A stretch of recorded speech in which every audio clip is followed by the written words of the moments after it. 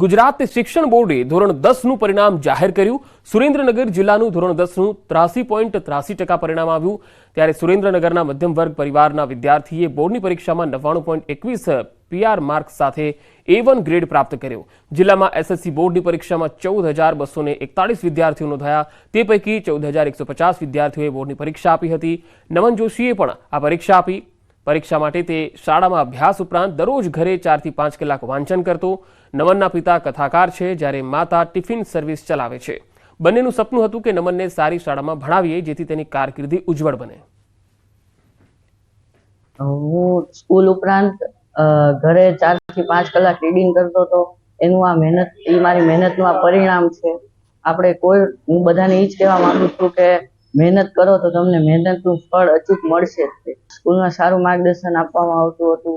કોઈ પણ ડાઉટ હોય એટલે ગમે ત્યારે સરને પૂછે એટલે સર સોલ્વ કરાવતા। પહેલેથી જ નમન ભણવામાં ખૂબ જ હોશિયાર હતો અને સ્કૂલ સિવાયના સમયમાં એ 2 થી 3 કલાક વધારે વાંચન કરી અને મહેનત કરતો હતો। એના શિક્ષકો એટલે કે અલ્ટ્રાવિઝન એકેડેમીના સ્કૂલના શિક્ષકો અને અન્ય કોચિંગ ક્લાસના એના જે કંઈ શિક્ષકો હતા એમણે પણ બધાએ ખૂબ જ મહેનત કરી છે એની સારી ટકાવારી માટે। અને શિક્ષકોની મહેનત અને નમનનું જે મહેનત છે એના ફલ સ્વરૂપે જ આજે 99.21 પીઆર સાથે પાસ થયો છે। હૈદરાબાદમાં અમિત શાહનું મોટું નિવેદન। પીએમ તરીકે મોદીજી ત્રીજી ટર્મ પૂરી કરશે। 75 વર્ષ બાદ પણ પીએમ બન્યા રહેશે નરેન્દ્ર મોદી। ભાજપના બંધારણમાં 75 વર્ષની વાત લખેલી નથી। હૈદરાબાદમાં અમિત શાહે મોટું નિવેદન આપ્યું। પીએમ તરીકે નરેન્દ્ર મોદી ત્રીજી ટર્મ પૂરી કરશે। मैं देश की जनता के सामने स्पष्ट करना चाहता हूं कि भाजपा के संविधान में ऐसा कोई प्रोविजन नहीं है। मोदी जी ही 29 तक नेतृत्व करेंगे और मोदी जी ही आने वाले चुनाव का भी नेतृत्व करेंगे। इंडी अलायंस के लिए कोई अच्छा समाचार नहीं है। उनको खुश होने की जरूरत नहीं है। तो आ बुलेटिનમાં અત્યારે આટલું જ। નમસ્કાર।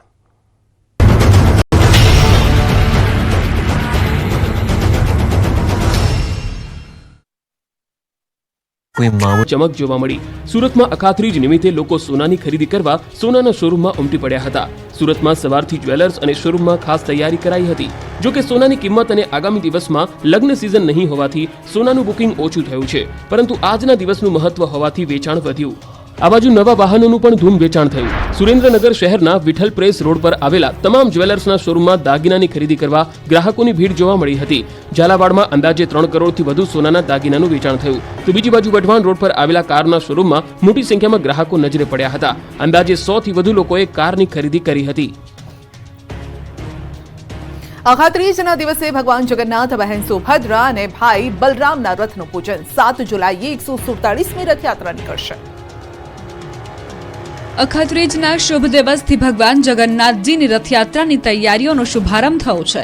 7 જુલાઈએ અષાઢી સુદ બીજના દિવસે 147મી રથયાત્રા નીકળશે। ભગવાન જગન્નાથ નગરચર્યાએ નીકળશે, ત્યારે અમદાવાદમાં રથયાત્રા પહેલા 3 રથનું પૂજન કરવામાં આવ્યું। ભગવાન જગન્નાથ, બહેન સુભદ્રા અને ભાઈ બલરામના રથનું પૂજન કરાયું હતું। જમાલપુર જગન્નાથ મંદિરના મહંત દિલીપદાસજી મહારાજ, ટ્રસ્ટી મહેન્દ્ર ઝા અને મેયર પ્રતિભા જૈન, શહેર ભાજપ પ્રમુખ અમિત શાહ સહિત સરસપુર મંદિરના ટ્રસ્ટીઓ અને મહંતોની હાજરીમાં રથનું પૂજન કરવામાં આવ્યું હતું। વિશિષ્ટ વૈદિક મંત્રોચ્ચાર સાથે પૂજન કરવામાં આવ્યું। સંતો, મહંતો અને શ્રદ્ધાળુઓની હાજરીમાં પૂજન વિધિ સંપન્ન કરવામાં આવી હતી। ભગવાનની ચંદન યાત્રા પણ થઈ હતી। ભગવાન જગન્નાથની રથયાત્રા નીકળે તે પહેલા રથનું સમારકામ કરવામાં આવશે।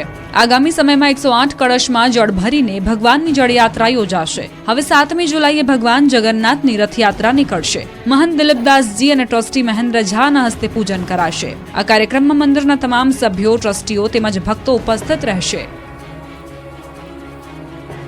જામનગરમાં ખીજડા મંદિર નવું બનશે। 400 વર્ષ બાદ અક્ષય તૃતીયાના શુભ દિવસે જીર્ણોદ્ધાર શિલાન્યાસ કરાયો। જામનગરમાં ખીજડા મંદિરનો 400 વર્ષ બાદ અક્ષય તૃતીયાના શુભ દિવસે જીર્ણોદ્ધાર અને શિલાન્યાસ કરવામાં આવ્યો। જામનગરમાં આવેલા આદ્યપીઠ શ્રી 5 નવતનપુરી ધામ ખીજડા મંદિરનો અક્ષય તૃતીયા એટલે કે અખાત્રીજના શુભ દિવસે જીર્ણોદ્ધાર માટે શિલાન્યાસ કરવામાં આવ્યો છે। છોટી કાશી ગણાતા જામનગરના રાજવી જામ સાહેબ શત્રશુલ્યસિંહજી, 5 નવનપુરી ધામ ખીજડા મંદિરના આચાર્ય કૃષ્ણમણીજી મહારાજ આ સહિતના સંતો, મહંતો ઉપસ્થિત રહી સુંદર સાજી ભાવિકોની ઉપસ્થિત રહ્યા। શિલાન્યાસ સમારોહ સંપન્ન થયો હતો. આ પ્રસંગે પ્રણામી ધર્મના અનુયાયીઓએ ઐતિહાસિક ક્ષણના સાક્ષી બન્યા. નૂતન મંદિર નાગર શૈલીમાં બનાવવામાં આવનાર છે. આગામી 3 વર્ષ આસપાસ આ મંદિરનું નિર્માણ સંપન્ન થશે. જામનગરમાં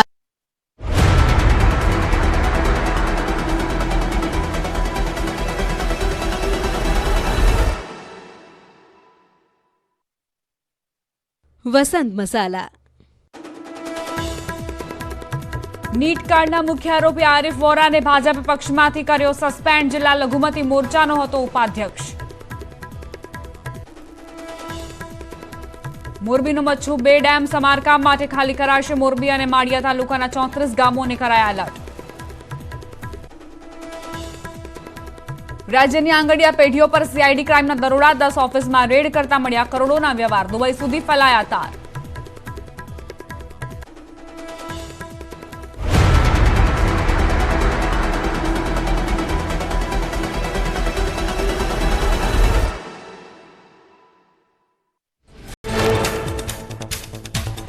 સુરતના નાના વરાછામાં 4 દુકાનોમાં લાગેલી આગ કાબૂમાં. અચાનક આગ લાગતા સર્જાયો હતો અફરાતફરીનો માહોલ. ફાયર વિભાગની 6 ગાડીઓએ ભારે જહેમત બાદ આગ પર કાબૂ મેળવ્યો.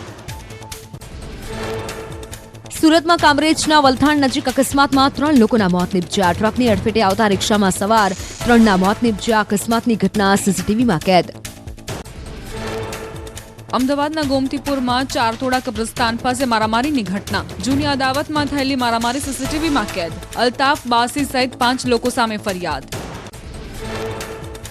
રાજકોટના બાવાવાળા પરામાં મારામારીની ઘટના. અપશબ્દો બોલવા બાબતે 2 યુવકો વચ્ચે થઈ હતી બબાલ. વાલીઓ વચ્ચે પણ ઘર્ષણ થતા એક મહિલા ઇજાગ્રસ્ત. જીતપુર સિટી પોલીસે હાથ ધરી તપાસ.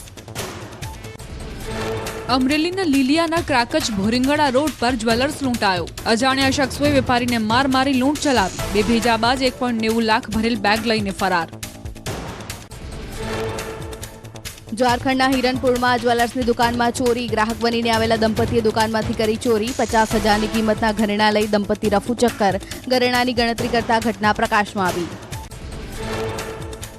મધ્યપ્રદેશના નિવાડી જિલ્લામાં દારૂના નશામાં એક વ્યક્તિએ મચાવી ધમાલ. સલૂનના માલિક પર લાકડી વડે હુમલો કરતા માથામાં ગંભીર ઈજા. પોલીસે સીસીટીવીના આધારે દારૂડિયાને પકડવા કામગીરી હાથ ધરી. છત્તીસગઢમાં કોરબાથી બિલાસપુર જતી કારમાં લાગી આગ. સદનસીબે કારમાં સવાર દંપતીનો બચાવ. શોર્ટ સર્કિટના કારણે કારમાં આગ લાગી હોવાની આશંકા.